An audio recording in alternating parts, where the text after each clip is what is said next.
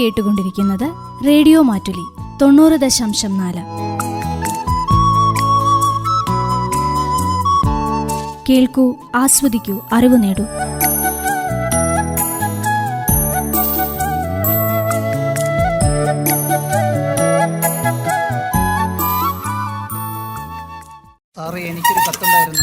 അഞ്ചലോട്ടം.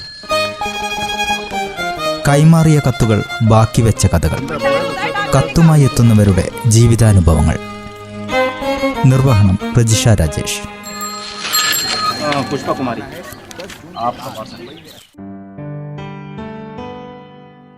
നമസ്കാരം.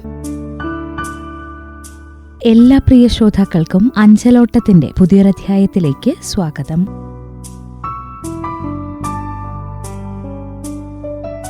അഞ്ചലോട്ടത്തിൽ ഇന്ന് ശ്രോതാക്കളെ പരിചയപ്പെടുത്തുന്നത് 43 വർഷക്കാലം പോസ്റ്റ്മാനായി സേവനം ചെയ്ത ആറാട്ടുതറ സ്വദേശി മാനുവൽ ഇവിയെയാണ്. നീണ്ട 43 വർഷങ്ങൾ, ആയിരക്കണക്കിന് കത്തുകൾ, ഒരു ഗ്രാമത്തിന്റെ മുഴുവൻ സ്പന്ദനങ്ങളും അറിഞ്ഞുള്ള നീണ്ട സേവനം. താൻ ചെയ്ത ജോലിയെ അത്രമേൽ സ്നേഹിക്കുമ്പോഴും വിശ്രമജീവിതത്തിന്റെ ഈ ഘട്ടത്തിൽ അർഹമായ ആനുകൂല്യങ്ങൾ ലഭിക്കാതെ പോകുന്ന നിസ്സഹായത കൂടി പറഞ്ഞുവെക്കുന്നു മാനുവൽ ഇവി.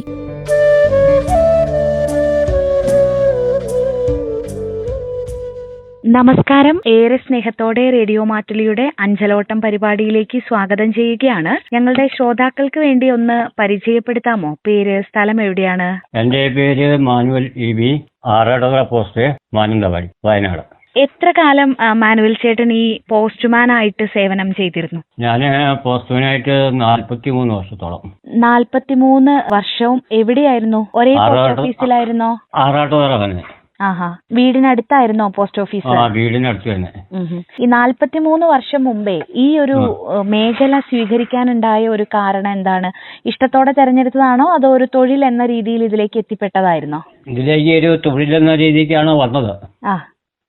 പക്ഷേ അത് നമ്മൾ വിചാരിച്ച പോലെയുള്ള ഇതിലല്ലായിരുന്നു. ഞങ്ങളെ ഈ കേന്ദ്ര ഗവൺമെന്റ് പോസ്റ്റൽ ഡിപ്പാർട്ട്മെന്റിന്റെ കീഴിൽ ED സമ്പ്രദായം എന്ന് പറഞ്ഞൊരു വകുപ്പുണ്ട്. അതിലായിരുന്നു ഞാനൊക്കെ. അത് നമുക്ക് സാലറി ആയിട്ടില്ല, ഇൻസെന്റീവ് എന്ന് പറഞ്ഞൊരു ചെറിയൊരു തുകയാണ് അവർ തന്നുകൊണ്ടിരുന്നത്. അങ്ങനെയായിട്ട് നമ്മുടെ ഈ പോസ്റ്റൽ ജീവിതം 43 വർഷം അങ്ങനെയായിരുന്നു. അതിനിടയിൽ പ്രൊമോഷൻ എന്തെങ്കിലും കിട്ടിയിരുന്നോ? പ്രൊമോഷന് പല പ്രാവശ്യം ഞങ്ങളെ വിളിച്ചു, ഞങ്ങൾ പോയി. പക്ഷെ അന്നേരം എക്സാം മാറ്റി വെച്ചെന്ന് പറഞ്ഞ ഓർഡർ വരും, തലശ്ശേരി പോകണമായിരുന്നു. പിന്നെ ഞങ്ങൾ ഏജായി ഓവറായി, പിന്നെ പോകാൻ പറ്റിയില്ല. അങ്ങനെ കണ്ടിന്യൂ ചെയ്യാറ്. മാനുവൽ ചേട്ടന് ഇഷ്ടമായിരുന്നോ ഈ ഒരു ജോലിയും ആളുകളുമായിട്ടുള്ള ഇടപെടലും ഒക്കെ? ആൾക്കാരുമായിട്ടുള്ള ഇടപെടലൊന്നും കുഴപ്പമില്ലായിരുന്നു. ജോലിയെ സംബന്ധിച്ച് സാലറിന്റെ ഒരു വിഷമം, നമുക്ക് കഴിഞ്ഞു കൂടാനുള്ള ഒരു ബുദ്ധിമുട്ട്, കഴിഞ്ഞു പോകാനുള്ള ഒരു ബുദ്ധിമുട്ട്. അങ്ങനെ പല മേഖലകളിൽ പിന്നെ ഞങ്ങൾ സമരങ്ങളും കാര്യങ്ങളൊക്കെ നടത്തി. പക്ഷെ അതൊന്നും ഗവൺമെന്റ് വേണ്ട രീതിക്ക് ചെയ്തു തന്നില്ല. വാഗ്ദാനങ്ങൾ തരും, അതിനെ പിന്നെ അവര് മറന്നുപോകും, അത് കണക്കിലെടുക്കില്ല. അങ്ങനെ ഒരു മുന്നോട്ടുള്ള ജീവിതമായിരുന്നു നമ്മളത്. എന്നെപ്പോലെ പണിയെടുക്കുന്ന 3-3.5 ലക്ഷത്തോളം ആൾക്കാരുണ്ട്. എല്ലാവരുടെയും സ്ഥിതി ഇത് തന്നെ. യൂണിയൻ തലത്തിലുള്ള ആൾക്കാർ പറയും ഞങ്ങൾ ഇപ്പൊ ശരിയാക്കി തരാം, ഇപ്പൊ ശരിയാക്കി തരാം. അങ്ങനെ വാഗ്ദാനങ്ങൾ മാത്രം വാരിക്കോരി തന്നുകൊണ്ടിരുന്നു. ഈ ഇന്ത്യ രാജ്യത്ത് സ്വാതന്ത്ര്യം ലഭിച്ചതിന് ശേഷവും ഈ ഒരു വകുപ്പ് മാത്രം പിന്നെ ബ്രിട്ടീഷ് നിയമങ്ങളാണ് പിന്നെ പാലിച്ചുകൊണ്ട് പോണത്. പല പ്രധാനമന്ത്രിമാർ വരുമ്പോഴും വാഗ്ദാനങ്ങൾ വരും, ഞങ്ങള് ഗവൺമെന്റ് ജീവനക്കാരെ അംഗീകരിക്കാം, ഡിപ്പാർട്ട്മെന്റ് ജീവനക്കാരെ അംഗീകരിക്കാം, ഞങ്ങളുടെ കുടുംബാംഗങ്ങളാണ്. അങ്ങനെയുള്ള വാഗ്ദാനങ്ങളാണ് നമുക്ക് തന്നുകൊണ്ടിരുന്നത്.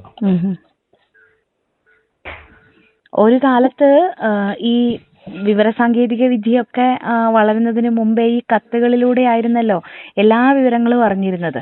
അതെ അതെ. അപ്പോ ആ ഒരു സമയത്തെ പോസ്റ്റ്മാൻമാർ അത്രത്തോളം പ്രധാനപ്പെട്ടതായിരുന്നല്ലോ എല്ലാ ഗ്രാമങ്ങളിലും, എല്ലാ ഗ്രാമങ്ങളിലും. ഞങ്ങൾ ചെന്ന് നോക്കി ആൾക്കാർ ക്യൂ കാത്തിരിക്കുമായിരുന്നു, ഒരു ലെറ്റർ ഉണ്ടോ ഇല്ലയോ എന്ന് അറിയാൻ വേണ്ടി. ഓരോ ലെറ്ററുകളും ഞങ്ങൾ ആ മേൽവിലാസക്കാരനെ തേടി പിടിച്ച് അവരുടെ വീടുകളിൽ എത്തിക്കുമായിരുന്നു ഞങ്ങളുടെ പതിവ്. ജനങ്ങളുമായിട്ട് നല്ലൊരു സമ്പർക്കം ഉണ്ടായിരുന്നു. പെൻഷനായിട്ടും ഒന്നും നമ്മളുടെ തുടർ ജീവിതത്തിന് വേണ്ടിയിട്ടുള്ള ഒന്നും നമുക്കില്ല എന്നുള്ളത് സങ്കടകരമായ ഒരു കാര്യം തന്നെയാണ് അല്ലേ? സത്യം പറയുകയാണെങ്കിൽ ഞങ്ങളെയൊക്കെ ചതിക്കുകയാണ് ചെയ്തത്. ആഹാ. കാരണം ഇപ്പോ ജോലി ചെയ്യാനുള്ള ആരോഗ്യമില്ല. അപ്പൊ നമ്മളെ മുന്നോട്ടുള്ള ജീവിതം നമ്മൾ തെണ്ടി തിരിഞ്ഞ് നടക്കേണ്ട വിഷയം എടുക്കേണ്ട അവസ്ഥയിലേക്ക് എത്തിച്ചെന്നു സർക്കാർ. 65 വയസ്സ് വരെ ജോലി ചെയ്യണമായിരുന്നു അല്ലേ? 65 വയസ്സ് വരെയാണ് ഞങ്ങളുടെ ടൈം. അപ്പൊ ആ ഒരു സമയത്തെ ജോലി ചെയ്യുന്ന സമയത്ത് ഇതിനു വേണ്ടിയിട്ട് മാനുവലേട്ടനും സമരത്തിലൊക്കെ പങ്കെടുത്തപ്പോ എന്തെങ്കിലും ഒരു മാറ്റം ഉണ്ടാവും എന്നുള്ളൊരു പ്രതീക്ഷയായിരുന്നു അല്ലെ? പ്രതീക്ഷയായിരുന്നു. നമ്മളെ യൂണിയനെ പ്രതികരിച്ച് എംപിമാരൊക്കെ പാർലമെന്റിലൊക്കെ കൈകാര്യങ്ങൾ ചെയ്യുന്നുണ്ട്. പക്ഷെ ആവശ്യം നേരത്തെ അവരാരും ഉണ്ടാറില്ല. അവരെ അവിടെ എത്തുമ്പോൾ നമ്മളെ കാര്യം മറന്നുപോകും. അങ്ങനെയൊക്കെ ഒരു കാഴ്ചപ്പാടായിരുന്നിരിക്കും അവർക്ക് നമ്മളെങ്ങനെയെങ്കിലും പോയിക്കോട്ടെ എന്നുള്ള കാഴ്ചപ്പാടായിരിക്കും അവർക്ക്. അപ്പൊ ആ ഒരു 43 വർഷം മുമ്പ് മാനുവലേട്ടൻ പോയ സമയത്തെ മനസ്സിനെ വളരെ സ്പർശിച്ച എന്തെങ്കിലും ഒരു ഓർമ്മയോ അനുഭവമോ എന്തെങ്കിലും ഉണ്ടോ ഈ കത്തുകളുമായി പോകുമ്പോഴുള്ള? കത്തുകളായിട്ട് പോകുമ്പോ ഓർമ്മയുണ്ടോന്ന് ചോദിച്ചാല് 1-2 കത്ത് എന്റെ അടുത്ത് മിസ്സായി പോയിട്ടുണ്ട്. അതങ്ങനെ ഡിപ്പാർട്ട്മെന്റിലേക്ക് പരാതി പോയി. ആ ലെറ്റർ എനിക്ക് 3 ദിവസം കൊണ്ട് തിരിച്ചു കിട്ടി. അതൊക്കെ ഓർമ്മയുള്ള ഒരു കാര്യങ്ങളാണ്. അതെങ്ങനെ മാറിക്കൊടുത്തു പോയതായിരുന്നോ? മാറിക്കൊടുത്തു പോയില്ല, എന്റെ കയ്യിൽ നിന്ന് ബാഗിൽ നിന്ന് വഴിച്ചു പോയതാണ് നടന്നു പോകുമ്പോ. പിന്നെ കണ്ടയാള് എടുത്തു വെച്ചു. എന്റെ ഫോൺ നമ്പർ അയാളുടെ കയ്യിൽ പക്ഷെ ഇല്ലായിരുന്നു. 2 ദിവസം ഞാൻ അതിലെ ചെന്നപ്പോ എന്നെ വിളിച്ചിട്ട് പറഞ്ഞു നിങ്ങളുടെ കയ്യിൽ നിന്ന് പോയ കത്താണ്, തിരിച്ചേൽപ്പിക്കുകയാണ് ഇത്. അപ്പൊ ഒരുപാട് ദൂരെയായിരുന്നല്ലോ മാനുവലേട്ടാ വീടുകളൊക്കെ? വീടുകളൊക്കെ ഒരുപാട് ദൂരെയാണ്. ഞങ്ങള് ഇവിടുന്ന് ഞാൻ ആറാട്ടത ഓഫീസിൽ നിന്ന് ലെറ്റർ കളക്ട് ചെയ്തിട്ട് ഞാൻ മാനന്തവാടി പിന്നെ കരിന്തിരിക്കാട് പെരുവകേന്റെ അതിരുവരെ പോരണം. അങ്ങനെ ചുരുങ്ങിയത് നമുക്ക് ഒരു ദിവസം 40 കിലോമീറ്ററോളം സഞ്ചരിക്കേണ്ടിയുണ്ട് എല്ലാ ഭാഗങ്ങളും എത്താൻ വേണ്ടിയിട്ട്. അത് ഞങ്ങൾ 4 മണിക്കൂർ കൊണ്ട് കവർ ചെയ്ത് തീരണം. ഇവരുടെ കണക്കിന് നമുക്ക് മണിക്കൂർ വ്യവസ്ഥയാണ്. 8 മണിക്കൂർ ഡ്യൂട്ടിയല്ല, 4 മണിക്കൂർ ഡ്യൂട്ടിയാണ് നമുക്ക് തന്നത്. കത്തുകളൊന്നും ബാക്കി വെക്കാൻ പാടില്ല. കയ്യിൽ നിന്ന് എന്തെങ്കിലും പോയി കഴിഞ്ഞാൽ അതിന് സമാധാനം പറയണം. പിന്നെ ജനങ്ങളെ വെറുപ്പിക്കാതെ നോക്കണം. അങ്ങനെയൊക്കെയുള്ള കാര്യങ്ങളൊക്കെ ഉണ്ടായിട്ടുണ്ട്. മാനുവലേട്ടൻ നടന്നു തന്നെയാണോ ഈ 43 വർഷവും കത്തുകൾ എത്തിച്ചിരുന്നത്? അതെ, ഞാൻ നടന്നു തന്നെയാണ്. അതെ അല്ലേ? അപ്പൊ ആറാട്ടുതറ പ്രദേശത്താണല്ലോ വീടും? വീട് ആറാട്ടുതറ ഇല്ലത്തൂരാണ്. സ്വന്തം പ്രദേശമായതുകൊണ്ട് ആളുകളെയൊക്കെ നേരത്തെ അറിയുമായിരുന്നോ? സ്വന്തം പ്രദേശമായിട്ടുണ്ട്. നേരത്തെ ആൾക്കാർ കുറെയൊക്കെ അറിയാം. എന്നാലും പുതിയ താമസക്കാര് പിന്നെ ഈ ഓരോ സ്ഥലത്തുനിന്ന് വാടകയ്ക്ക് വന്ന് താമസിക്കുന്ന ആൾക്കാരുണ്ടാവും, ഉദ്യോഗസ്ഥന്മാരുണ്ടാവും. ഉദ്യോഗസ്ഥന്മാരുടെയൊക്കെ പിന്നെ നമ്പറുകൾ നമ്മൾക്ക് അവര് തരും. ഓഫീസിൽ വന്ന് അഡ്രസ് തന്നേച്ചു പോകും. മറ്റുള്ളവര് നമ്മൾ തേടി പിടിക്കേണ്ട അവസ്ഥയൊക്കെ ഉണ്ടാവും. അങ്ങനെയൊക്കെയുള്ള ഇതുണ്ട്.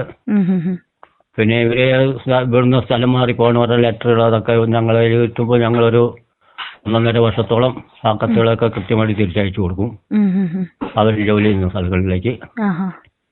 അങ്ങനെയൊക്കെ ആയിരുന്നു. അതുപോലെ ഈ ഭയങ്കരമായ മഴയത്തൊക്കെ എങ്ങനെയായിരുന്നു ഈ കത്തുകൾ എത്തിച്ചിരുന്നത്? ബുദ്ധിമുട്ടായിരുന്നില്ലേ? മഴയത്തും ബുദ്ധിമുട്ട്. മഴയത്ത് ഇത് തന്നെ നടന്നു തന്നെ. ഈ കുടയും എടുക്കണം, ബാഗ് എടുക്കണം. മഴക്കാലത്താണേലും വെള്ളം വഴിയൊക്കെ അടഞ്ഞു കിടക്കുന്നതാണേലും നമുക്ക് ഒരു ദിവസം ലീവനെ വിധിക്കില്ല. വീട്ടിൽ നിന്ന് വർഷക്കാലത്ത് വെള്ളം പൊങ്ങി കിടക്കുന്ന സമയത്ത് കിലോമീറ്ററുകളോളം ചുറ്റി സഞ്ചരിച്ചിട്ടാണ് ഓഫീസിൽ എത്തണമെങ്കിൽ. മാനന്തവാടിയിൽ നിന്ന് മെയിലെത്തി വന്നിട്ടില്ലെങ്കിൽ ഞങ്ങൾ പോയി എടുത്തിട്ട് വരണം. എന്നിട്ട് വേണം ഇത് പൊതുജനങ്ങൾക്ക് കൊടുക്കാൻ വേണ്ടി പോകാൻ.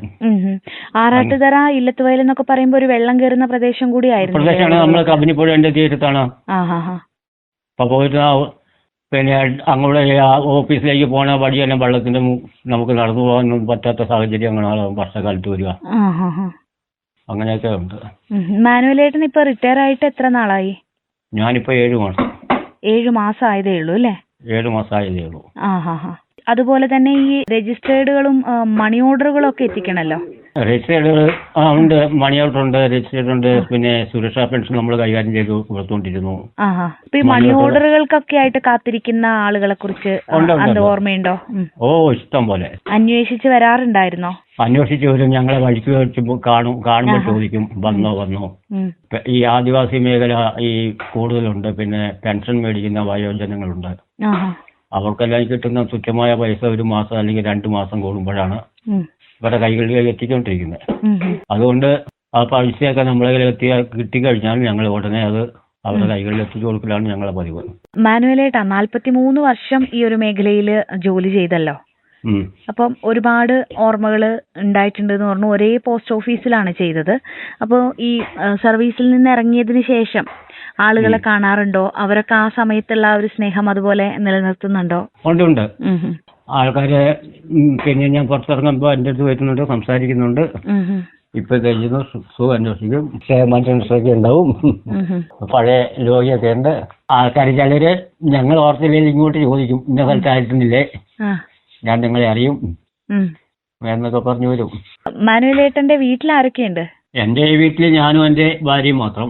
ഇപ്പൊ 3 കുട്ടികളുണ്ട്. മോളുടെ കല്യാണം കഴിഞ്ഞു വിട്ടു. പിന്നെ 2 ആൺകുട്ടികളുണ്ട്. അവരുടെ കല്യാണം കഴിഞ്ഞ് അവരുടെ പറ്റി ജീവിക്കുന്നു. അപ്പൊ മാനുവലേട്ട എന്തെങ്കിലും ഈ 43 വർഷമൊക്കെ ജോലി ചെയ്തു എന്നുള്ള രീതിയിൽ എന്തെങ്കിലും ഒക്കെ ആനുകൂല്യങ്ങളോ മാറ്റങ്ങളോ ഉണ്ടാകുമെന്ന് നമുക്ക് പ്രതീക്ഷിക്കാം. പ്രതീക്ഷിച്ചാലേ എനിക്ക് പ്രതീക്ഷയില്ല. കാരണം എന്താണെന്നറിയോ, ഞങ്ങളൊക്കെ സർവീസിൽ നിന്ന് പോന്നു. ഇനി ഞങ്ങളുടെ ഒപ്പം ജോലി ചെയ്യുന്ന ആൾക്കാര് അവർക്ക് എന്തെങ്കിലും ആനുകൂല്യം കിട്ടിയാൽ നല്ലത്. നമ്മളെയൊക്കെ ഒന്നും ഇവരിനി കണക്കിലെടുക്കില്ല.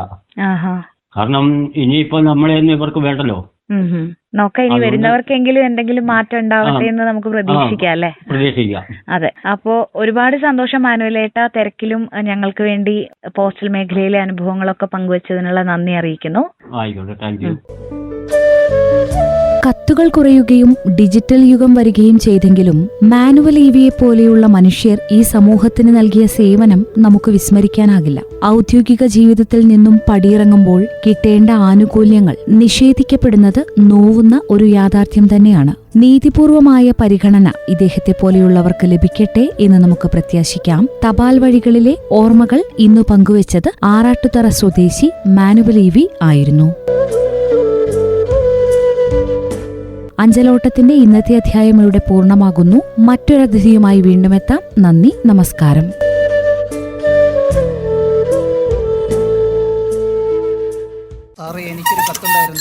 അഞ്ചലോട്ടം.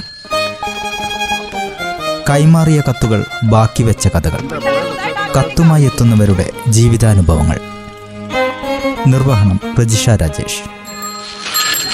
പുഷ്പകുമാരി.